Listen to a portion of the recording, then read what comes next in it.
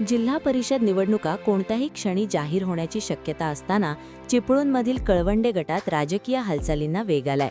Advocate गीताताई Jadhav यांना निवडून आणण्यासाठी समर्थकांकडून व्यापक रणनीती आखली जातीये.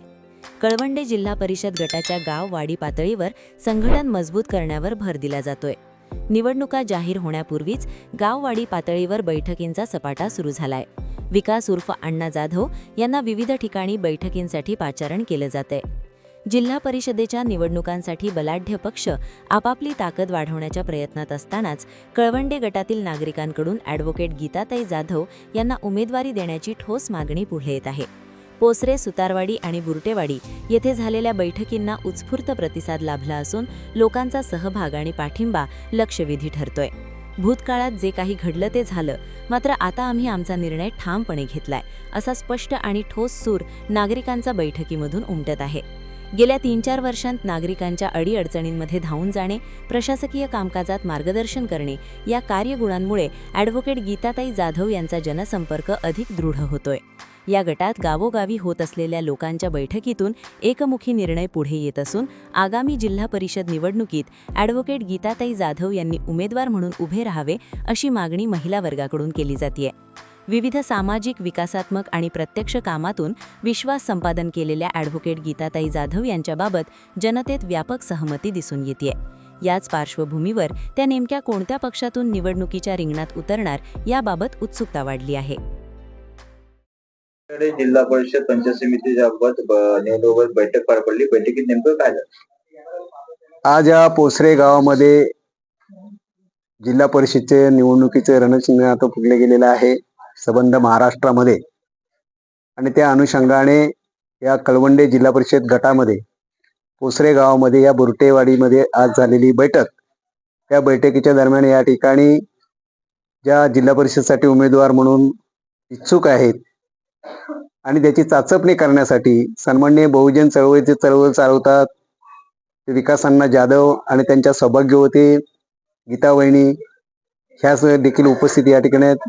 आज घरगतच्या सभागृहामध्ये ज्या बैठकीमध्ये ज्या मंडळींनी उपस्थित होते, बहुजन सर्व होते, या ठिकाणी सगळ्या जातीतले सर्व घटक या ठिकाणी उपस्थित होते. त्यांनी एकामुखाने निर्णय घेतलेला आहे की येणारी निवडणूक जी कळवंडे जिल्हा परिषदची आहे त्याच्यामध्ये जर का गीता वहिनींसारखा एक असणारा सुशिक्षित, उच्च शिक्षित, ज्यांनी नुकतेच आता वकिली त्यांनी त्यांची प्रॅक्टिस सुरू केली आहे, आणि असं जर असेल आणि लोकांची जाण असणारे महिला वर्गामध्ये त्यांना महिलांसाठी आज ज्या ग्रामीण भागामध्ये ज्या आज महिला आज काही आपल्या अधिकारापासून हक्कांपासून वंचित राहिलेल्या आहेत, त्यांना त्यांच्यासाठी कसा त्यांना न्याय देता येईल आणि या शासकीय याच्यातून शासनाच्या म्हणजे जिल्हा परिषद असू देत, पंचायत समितीचा असू देत, त्यांच्या माध्यमातून असणाऱ्या लोकांची जाण त्यांना होणारी गैरसोय आणि त्यांची अडचण ह्या सोडवण्यासाठी मनापासून त्यांनी लोकांपर्यंत जाऊन तळागाळापर्यंत ते गेलेले पोहोचलेले आहेत.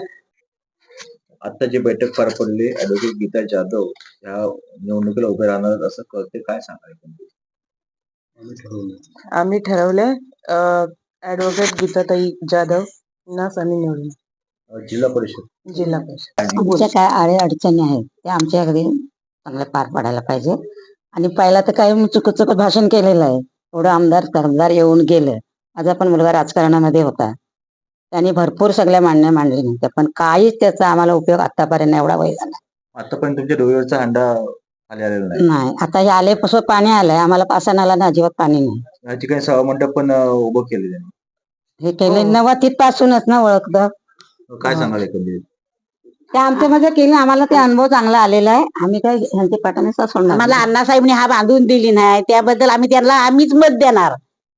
हे तुम्ही सांगताय, पण बाकीच्या गावामध्ये कशा पद्धतीने काय सांगणार, कसा प्रचार प्रसार करणार, काय सांगणार? ते आम्ही जाणार त्यांच्यात. आमचे हे लोक आहेत ना, ते पुरुष मंडळी आहे ना, त्यांनी गावगाव जाऊन आम्ही असाच प्रचार करणार. आम्ही पण त्यांना सांगणार की अण्णासाहेब त्याच माघारणीला मत द्यासा. एकंदरीत चांगलं वाक्य. अण्णासाहेबांच्या मागणी अण्णाचं नावच विश्वास आहे. अण्णा खरंच विकास नावाने आपण सुरुवात करतोय, विकासाची आता म्हणजे आपण नारळ फोडतोय, काय सांगाल? काय नाही, गेले 7-8 वर्ष ह्या परिसरात मी काम करतोय. खूप अडीअडचणीला इथल्या स्थानिक लोकांना सामोरे जावं लागतंय, आणि त्यामध्ये आमच्या महिलांचा जो विषय आहे, मुलांचा विषय आहे, शेतकऱ्यांचा विषय आहे, इथे हाताला काम नाहीये, इथे असणाऱ्या प्रतिनिधींनी, इथल्या आया बहिणींनी, इथल्या असणाऱ्या नागरिकांना कशा पद्धतीनं प्रेमाने हात फिरवून या सगळ्या गोष्टी एकात्मतेने पार पाडायला पाहिजे होत्या, त्या कुठेच दिसत नाही. अनेक उदाहरणं आहेत, अनेक कारणं आहेत. 8 वर्ष मी सातत्याने लोकांच्या समूहामध्ये फिरतोय आणि मी पाहिलं की इथे ज्या पद्धतीने प्रगती व्हायला पाहिजे, ज्या पद्धतीने विकास व्हायला पाहिजे, हा कुठे दिसत नाही. म्हणून आम्ही सगळ्यांनी असं ठरवतोय, म्हणजे केवळ अण्णा जाधव म्हणतोय म्हणून नव्हे, आम्ही सगळेजण, म्हणजे आमच्या सुतारवाडी असो, कुंभारवाडी असो, इथे आमचं कुणबी समाज असो, अनेक बहुजन वर्गातल्या जातीपंथातल्या लोकांनी एका ठिकाणी येऊन असं आम्ही ठरवतोय महिलांपासून की इथे आम्हाला सुशिक्षित उमेदवार देऊन खऱ्या अर्थाने ज्याला स्वातंत्र्य, समता आणि बंधुत्व कळतंय, ज्याला इथे असणाऱ्या अडीअडचणी समजतात, अशा ऍडव्होकेट गीता जाधव सातत्यानं माझ्या प्रवाहाबरोबर आहेत, काम करतात, कार्यरत आहेत, सातत्याने लोकांमध्ये उठतात बसतात. अशांना आम्ही का निवडून देऊ नये असा प्रश्न इथल्या नागरिकांनी केल्यामुळे मी त्याला होकार दिलेला आहे आणि सातत्याने त्यांच्या निवडून येईपर्यंत आम्ही सगळेजण प्रचार करणार, त्यांच्या पाठीमागे उभे राहणार. जिल्हा परिषदची पहिली मीटिंग तुमची या ठिकाणी झालेली आहे आणि महिला वर्ग आणि पुरुषांची पण चांगली उपस्थिती आहे. यातून तुमच्या मिसेसचं पण उमेदवारीसाठी नाव येत आहे. तुम्ही काही नसताना सुद्धा या लोकांसाठी काहीतरी केलंय असं ह्या महिलांचं आणि लोकांचं इथल्या म्हणणं आहे.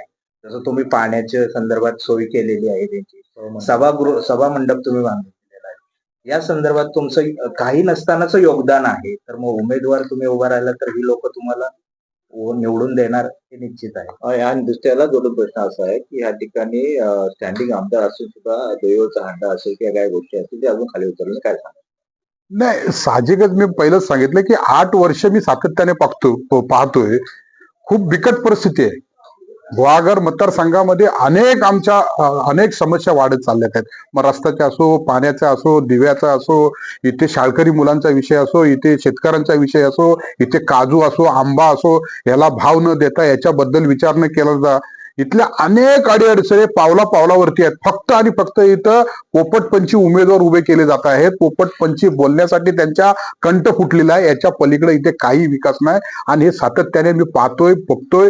जे माझ्या पद्धतीने आम्हाला करता आलं दोघं उभयताना, आमच्या जे डॉक्टर बाबासाहेब आंबेडकरांनी सांगितलं की तुम्ही 1 रुपया कमवतात जे 25 पैसे समाजाला देणं आहे, ह्या भूमिकेवरती आम्ही ठाम मत ठेवून दोघंही उभं इथल्या लोकांच्या सेवेसाठी तत्पर आहोत. त्यांच्या अडीअडचणी असो, त्यांचं शाळेचं विषय असो, इथल्या मुलांचा असो, इथला शेतकऱ्यांचा असो, इथला विकास कामाचा असो, जे काय आम्हाला हातभार लावता आला तो आम्ही लावला. परंतु आता आम्हाला सत्तेत जाणारी मंडळी उभी करून आम्हाला सातत्यानं ह्याचं एक मोठं मजबूत प्रचार आणि प्रसार कशा पद्धतीने करणार? आपण जर पाहिलं आपल्याकडे आता निवडणुका काही दिवसांना लागतील, पण वेळेचा मर्यादा असतात. त्या दरम्यानच्या काळात प्रचार आणि प्रसार कसा करणार? प्रचार प्रसार करायची वेळच येणार नाही माझ्यावरती, कारण मी एवढं सातत्याने काम माझं चालू आहे 8 वर्षामध्ये.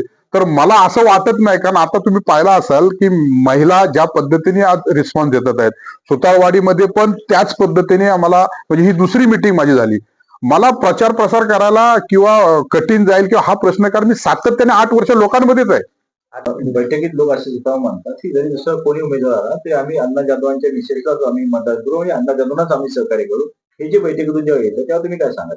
नाही, हे पुण्य आहे त्यांची, हे शिवराय फुले शाहू आंबेडकरांचे आशीर्वाद आहेत. हे त्यांनी दिलेला जो वसा आहे तो आम्ही दोघं उभं इथं घेऊन चाललोय आणि म्हणूनच ही पुण्याई ह्या लोकांची आहे. मला ही बहुजनांची परिवर्तन नांदी समजायची आणि बहुजन समाजाची परिवर्तन नांदी समजायची. ही सुरुवात होईल आणि आदर्श सुरुवात होईल. अशाच नवनवीन घडामोडी पाहण्यासाठी 24 न्यूज चॅनलला आत्ताच सबस्क्राईब करा, शेअर करा आणि बेल आयकॉनला प्रेस करायला विसरू नका.